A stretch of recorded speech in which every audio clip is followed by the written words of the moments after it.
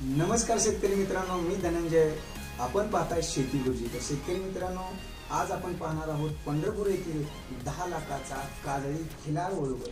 तर शेतकरी मित्रांनो, आपल्या शेती गुरुजी चॅनलला सबस्क्राइब करा, बेल आयकॉन बटन दाबा, जेणेकरून येणारे सर्व व्हिडिओ आपल्याला पाहण्यास मिळतील.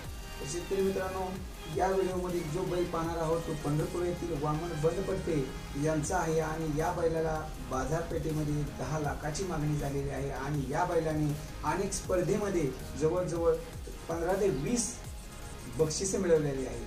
त्यामुळे हा व्हिडिओ पूर्ण पहा, व्हिडिओ स्किप करू नका. तर मित्रांनो, या बैलाचा अजून एक गुण चांगला असा आहे की हा बैल आपल्या मालकावर प्रेम व्यक्त करण्यासाठी मालकाची पप्पी घेतो. जसे की मित्रांनो, आपण आपल्या मुलावर प्रेम व्यक्त करण्यासाठी आपण मुलांची पप्पी घेतो, त्याप्रमाणे हा बैल आपल्या मालकाची पप्पी घेतो आणि त्याचं जे मालकावरचं प्रेम आहे ते तो व्यक्त करतो आहे. त्यामुळे निश्चित हा व्हिडिओ बघा मित्रांनो, खूप छान व्हिडिओ आहे. चला सुरू करू.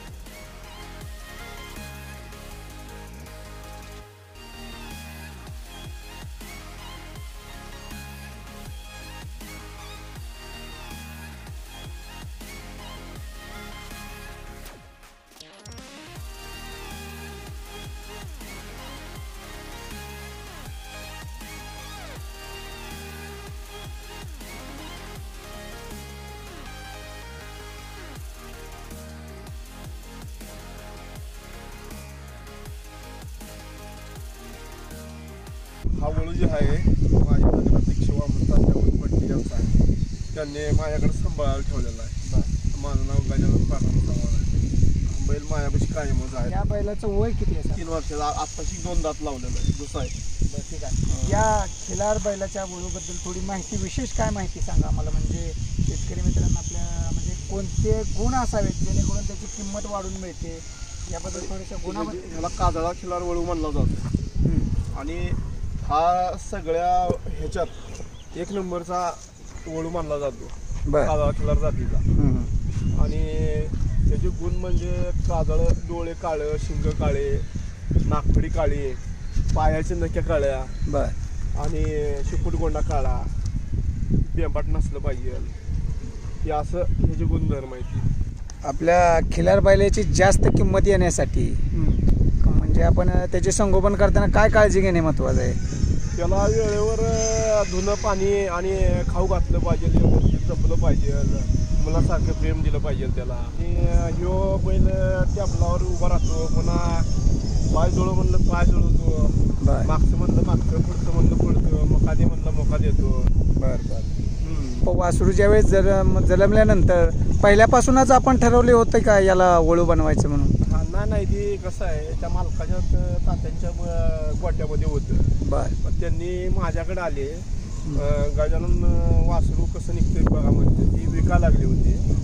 मग मी बघायला गेलो तर मी म्हणलं वासरू विकू नका म्हणलं, हे चांगलं मोठा बैल होतं, देखणा बैल होतं, एकदम 1 नंबरचा बैल होतं आणि तुमचं नाव बी मोठं होणार आहे म्हणलं. याला आपण खाद्यामध्ये सध्या काय काय देत आहात? शेंगदाणा पेंट, गव्हाचा आटा, मका परडा. चाऱ्यामध्ये काय काय देत आहे? चाऱ्यामध्ये मका, कडवळ, कडबा.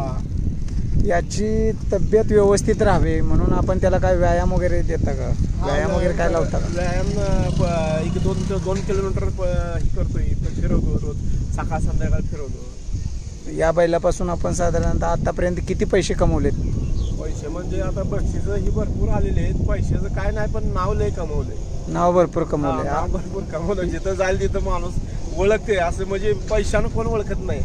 माणूस वस्तू आहे म्हणून घरी बघायला येतं लांब लांब, कोल्हापूर, सातारा, ते पुन्हा सोलापूर, इकडून लांब लांब बैल बघायला येतात. काल पुण्याचे सातव साहेब येऊन गेले, मग त्यांनी बैल बघितला, त्यांनी बैलाचे फोटो काढून नेले. याची आतापर्यंत काय मागणी किती रुपयापर्यंत झालेली? मागणी तशी 10-11 लाखापासून झाली.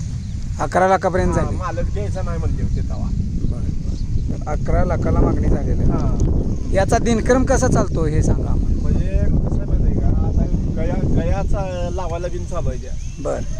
एक गाईला आम्ही 1600 रुपये, लांब आलं तर 1600 रुपये घेतो. इथलं इथं असलं तर 2100 रुपये घेतो. वाहनाचं भाडं हे असतंय म्हणून लांब आल्यावर त्यांना 1600 रुपये घेतो. 1600 रुपये. पण साधारणतः आपल्या मार्केटमध्ये जे वळू आहेत ते प्रत्येक गायला 500 दर आहे, मग तुम्ही एवढा जास्त कसा ठेवलाय दर? नाही, कसं माहित आहे का, ह्या बैलाचं वर्णन म्हणजे चेहरा हे सगळं जिथल्या तिथं चेहऱ्याला एक नंबर बैल आहे, म्हणजे क्वालिटीला एक नंबर बैल आहे, क्वालिटीला एक नंबर, त्यामुळे जास्त दर ठेवले. आपल्या मित्रांना खिलार बैल चांगल्या प्रतीचा तयार करण्यासाठी आपण काय सल्ला द्याल? काय ना, वेळेवर खाऊ घालणे, पाणी पाजणे आणि व्यवस्थित काळजी घ्यायला लागते ते. खिलारला कमी खायला लागतं आणि जरशाला जास्त खायला लागतं. उत्पन्नही जास्त आहे, नाव आहे खिलारचं जास्त आहे. बरं. विक्रीला खिलार जास्त पैशाने विकतो आणि नाव बी माणसाचं मेन म्हणजे पैशाच्या गोष्टी तो तोडल्या जात नाही त्या. बरोबर आहे. नाव सगळं नावासाठी, आजकाल काय जगात चाललंय, नावासाठी चाललंय सगळं. बरं, या बैलाचं वैशिष्ट्य काय आहे? की मी बरंच काय ऐकलं की हा बैल तो म्हणजे जे मालक सांगतो तो ऐकतो असं. हा, पाय जुळव म्हणलं की पाय जुळवतो, मागचं म्हणलं मागचं जुळवतो, पुढचं म्हणलं पुढचं जुळवतो, टेबलावर उभा राहा म्हणलं टेबलावर उभा राहतो, मुकादी म्हणलं मुका देतो. ठीक आहे. बरं, जे जे काय करतो ते दाखवा बरं आम्हाला करून.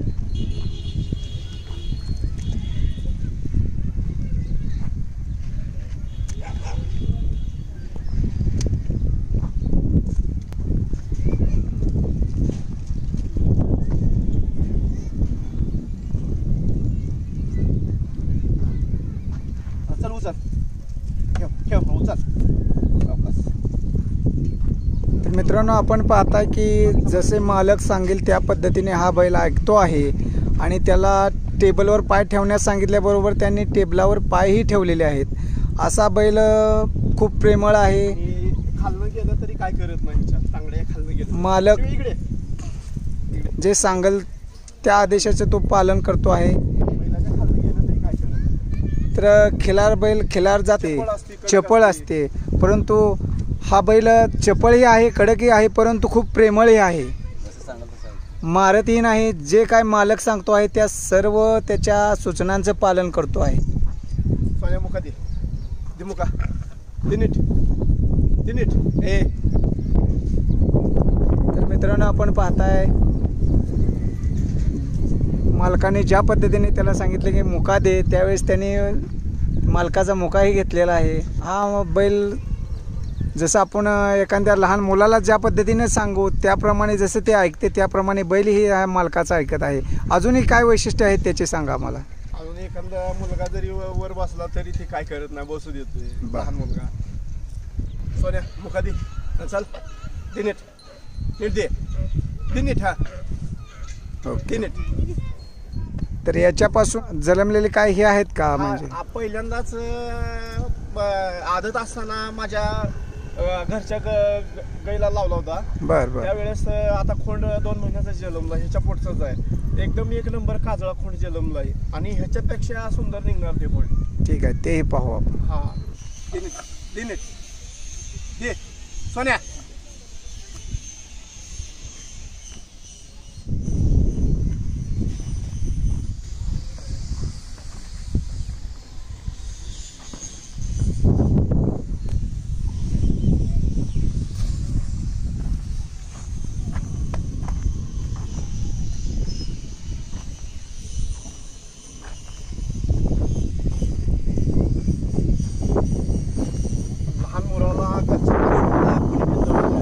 माणसानं धरू द्या, मारत नाही, काय नाही काय.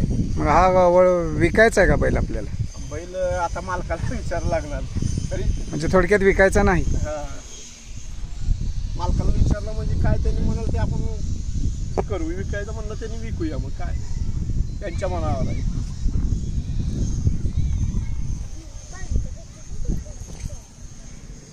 काय नाव आहे सोन्या?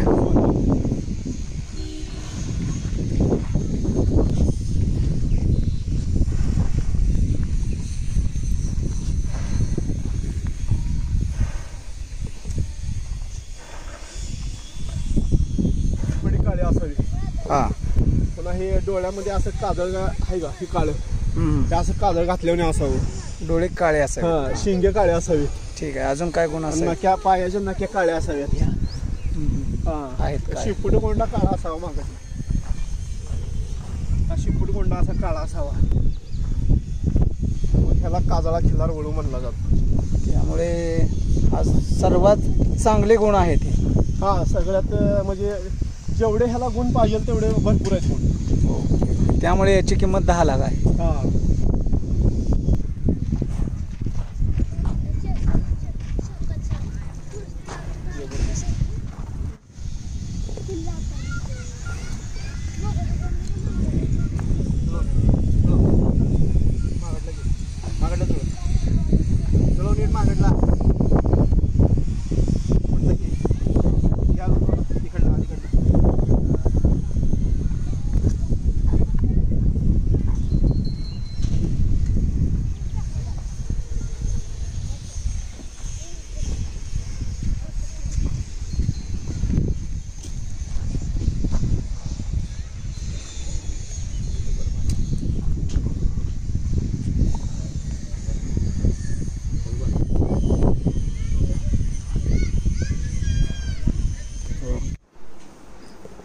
मित्रांनो, यांच्या खिलार बैलाला अनेक स्पर्धेमध्ये जी बक्षिसे मिळालेली आहेत ती आपण आता पाहूया.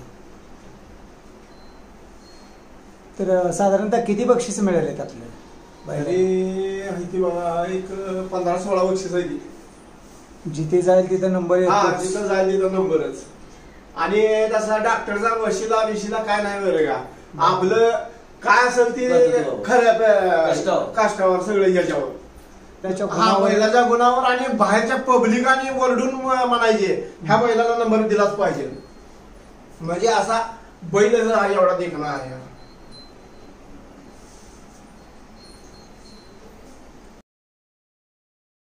शेतकरी मित्रांनो, जर का हा व्हिडिओ आवडला असेल तर निश्चितच आपल्या व्हिडिओला लाईक करा आणि अजूनही आपण सबस्क्राईब केले नसेल तर सबस्क्राईब करा.